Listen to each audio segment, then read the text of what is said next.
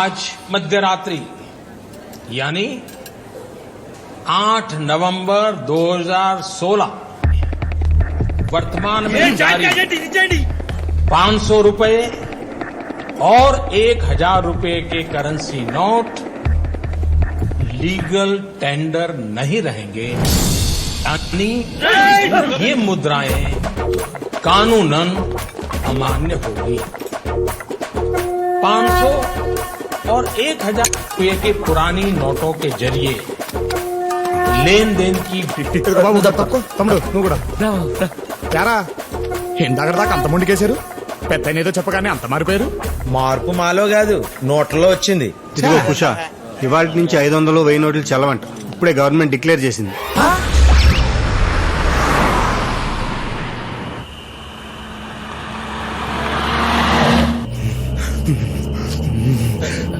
పొద్దునే మన కళ్ళ మీద కళ్ళాపి నీళ్లు చల్లేశారా. ఇప్పుడు ఈ నోట్లు ఏం చేసుకోవాలి మావా? నాలుగు తీసుకోవడానికి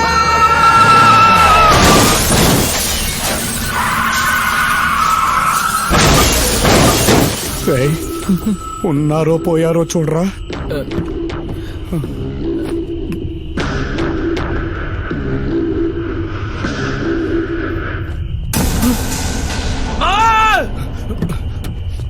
ఏంట్రా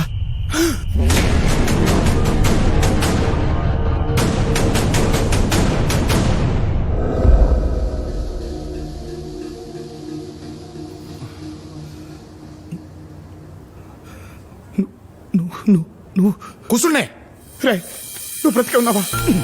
ఏ పోయాననుకున్నావా? అది కదరా, ఇన్నేళ్ల తర్వాత కలిసామన్న ఆనందం లేకుండా ఏంటో అలా మాట్లాడుతున్నావు. ఎలా ఉంటుందిరా ఆనందం? ఆ రోజు బ్లాస్ట్ తర్వాత ఏం జరిగిందో తెలుసా? ఆ రోజు ఫైర్ యాక్సిడెంట్ లో ఎగిరి పోలీస్ స్టేషన్ మీద పడ్డాను.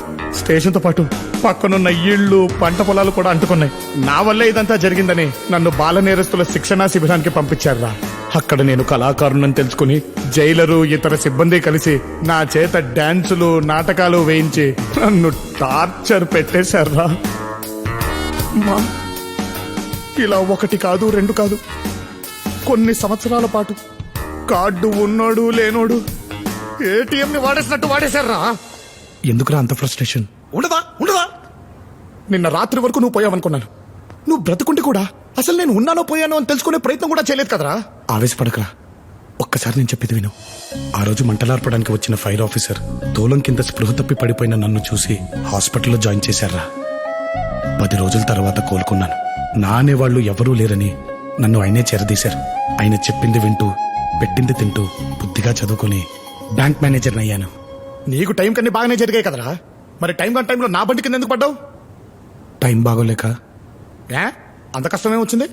మంచితనం అంటే పుస్తకాల్లో ఉంటే పాఠం అవుతుంది, మనలో ఉంటే గుణపాఠం అవుతుంది. నా విషయంలో కూడా అదే జరిగిందిరా.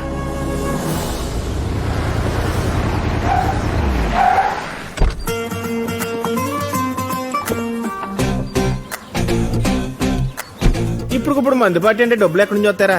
ఎవరినో కూడా బకరా కానీ ఏంటే మళ్ళీ టాబ్లెట్లా? ఇక నా వల్ల కాదే, చచ్చిపో. మళ్ళీ ఏమైందమ్మాజీ? టాబ్లెట్లు అంట. ఆ డాక్టర్ మళ్ళీ టాబ్లెట్లు రాశాడు సార్. ఇక అమ్మ కోసం అమ్ముకోవడానికి నా దగ్గర ఏమీ లేదు సార్. నేను ఏమైనా సెక్రటేరియట్ లో పనిచేస్తున్నానా? సెక్యూరిటీ గార్డ్ గా పనిచేస్తున్నాను. పోతే పోనోడు సార్ ముసలిది. ఇది పట్టుకో. ఎంత అవుతుందంట? 1500 అంట సార్. ఫుల్ బొట్లు వచ్చేస్తుంది. ఇందా సార్, మీరు దేవుడు. ఆపమ్మాజీ, నువ్వు అడిగినప్పుడెల్లా నిజమో కాదో తెలుసుకోకుండా డబ్బులు ఎందుకు ఇస్తున్నానో తెలుసా? అక్కడ అమ్మ కాబట్టి, నాకు అమ్మ లేదు కాబట్టి. జాగ్రత్త. సార్ రాంబాబు గారు, మీ బాధ్యత ఎలాగ మోయలేను, కనీసం బ్రీఫ్ కేసునైనా మోయినవండి సార్. తప్పండి, మీరు బ్యాంక్ అసిస్టెంట్ మేనేజర్, నాకు కాదు. ఏంటో మీ మంచితనం. సెకండ్ రేస్ కన్నా వెళ్తున్నాగా. జుప్తాడు గారు, రోజు పొద్దున్నే రిజిస్టర్లో సంతకం పెట్టి వెళ్ళిపోతున్నారు. మళ్ళీ రేపు పొద్దున్న సంతకం పెట్టి వరకు కనిపించట్లేదు. రిజిస్టర్లో మీ సంతకం ఉంటుంది కానీ రికవరీలో రిజల్ట్ ఉండట్లేదండి. నాకేమో హెడ్ ఆఫీస్ నుంచి మెయిల్స్ మీద మెయిల్స్ పెడుతున్నారు. నీకు మెయిల్స్ మీద మెయిల్స్ వస్తున్నాయి సార్, నాకు ఫైల్స్ మీద ఫైల్స్ వస్తున్నాయి సార్. బండి మీద తిరగలేక. అయ్యో, మన దగ్గర కార్ కి బైక్ కి లోన్ తీసుకున్న ఎవరు ఎలా ఉండట్లేదు సార్, బయట తిరుగుతున్నారు సార్. రికవరీ చేయడం చాలా కష్టంగా ఉంది సార్. అమ్మో, స్టార్ట్ అయిపోతుంది. సాయంత్రం లోపు రికవరీ చేసేస్తాను సార్. ఆల్ ద బెస్ట్ అండి. Thank you sir.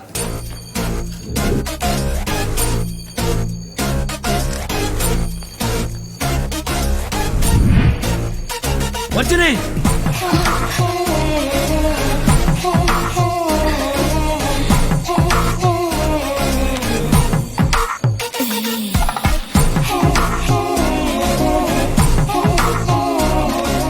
రజనీ గారు ఆ పేపర్లు తర్వాత సర్దుకొచ్చండి, ముందు బయట సర్దుకోండి. అయినా మీరేంటి రాబాబు గారు, మీకు ఎన్నిసార్లు చెప్పాలి?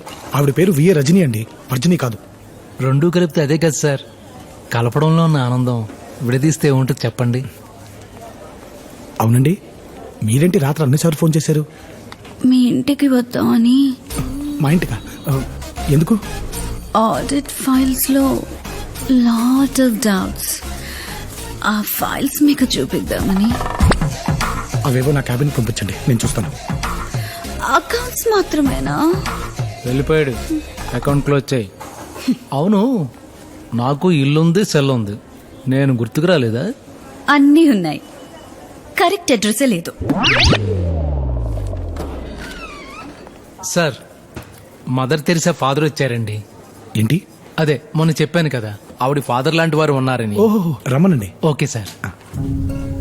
సార్, మిమ్మల్ని రమ్మంటున్నారండి. నమస్కారం బాబు. నమస్కారం అండి, కూర్చోండి. మాది కుత్బుల్లాపూర్. అక్కడ బ్యాంకున్నా ఇక్కడికే ఎందుకు వచ్చానో తెలుసా? మీ మంచితనం గురించి విని. చెప్పండి, ఏం కావాలి? మా ఏరియాలో ఒకప్పుడు మంచినీటితో చెరువు నిండుగా ఉండేది, కానీ ఇప్పుడు అది ఎండిపోయింది. కన్నీటితో దాహం తీర్చుకోవాల్సిన పరిస్థితి మాది. అందుకే చెరువును బాగు చేయించి మంచినీళ్లతో మళ్లీ నింపాలనుకుంటున్నాను. దానికి దాదాపు ₹1,00,00,000 దాకా ఖర్చు అవుతుంది అంటున్నారు. మీరు లోనిచ్చి మా మంచినీటి లోటును తీర్చాలి. మీకు చేతులెత్తి దండం పెడతాను. అయ్యో, మీరు పెద్దవారు.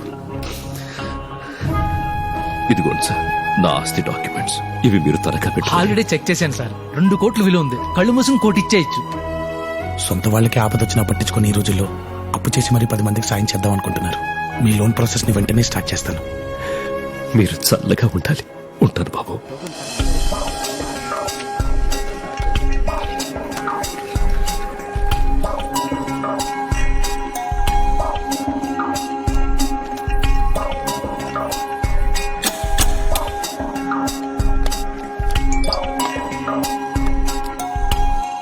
Shit.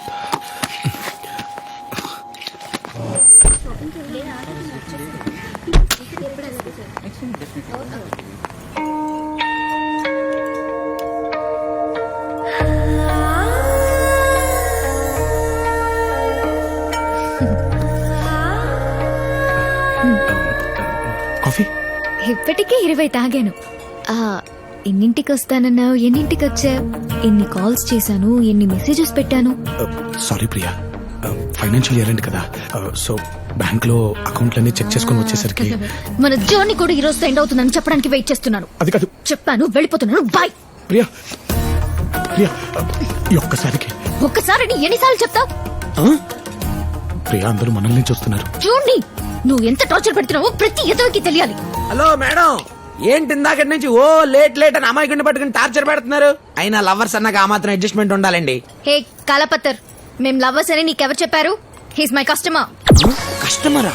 కంగారు పడకండి, తనది శుభమస్తు మ్యారేజ్ బ్యూరో. నా పెళ్లి బాధ్యతలు తన చేతిలో పెట్టాను. అర్థమైందిగా, నీ పన్ను నువ్వు చూసుకో. అది కాదు ప్రియా, ఒక్కసారి నేను చెప్పేది. ఏది కాదు? మా నాన్న మ్యారేజ్ బ్యూరో పెట్టి 90 పెళ్లిళ్లు చేశారు. మిగతా 10 ఫినిష్ చేసి 100 పూర్తి చేస్తానని నేను ఛాలెంజ్ చేశాను. ఈజీగా 9 చేశాను. 3 months నుంచి నీ ఒక్కడికి మాత్రం చేయలేకపోతున్నాను. ఆ సల్మాన్ ఖాన్ కైనా సంబంధం తీసుకురావచ్చు, కానీ నీకు మాత్రం తేలేకపోతున్నాను. ప్రియా, నా ప్రాబ్లమ్స్ గురించి నీతో చెప్పాను కదా. అవి ప్రాబ్లమ్స్ కాదు నాయనా, కంప్లైంట్స్. ఒక అమ్మాయికి కాళ్ళకి పట్టీలు లేవని పద్ధతి లేదన్నావు, ఇంకో అమ్మాయి కళ్ళకి కాటికి లేదని కల్చర్ తెలియదన్నావు, ఒకదానికి దూకుడు ఎక్కువైందన్నావు, ఇంకో దానికి వాగుడు ఎక్కువైందన్నావు. తీరా అన్ని ఉన్న అమ్మాయిని తీసుకొస్తే ఆలస్యంగా వచ్చావు. ఆ అమ్మాయి వెళ్ళిపోయింది. ఆ అమ్మాయికి సహనం లేదన్నమాట. ఆహాహాహాహా. అమ్మాయిని కూడా చూడకుండా వంకలు పెట్టేవాన్ని నిన్నే చూస్తున్నాను. ఇంక నా కోపిక అయిపోయింది, నన్ను వదిలేపోవు ప్లీజ్. అది కాదు ప్రియా, అలా కాదు, ఇంకొకసారి గట్టిగా ట్రై చేద్దాం. సరే, ఇదే లాస్ట్ ఛాన్స్, కానీ నేను చూపించబోయే అమ్మాయిని నువ్వు ఫైనల్ చేసేయాలి, అంతే.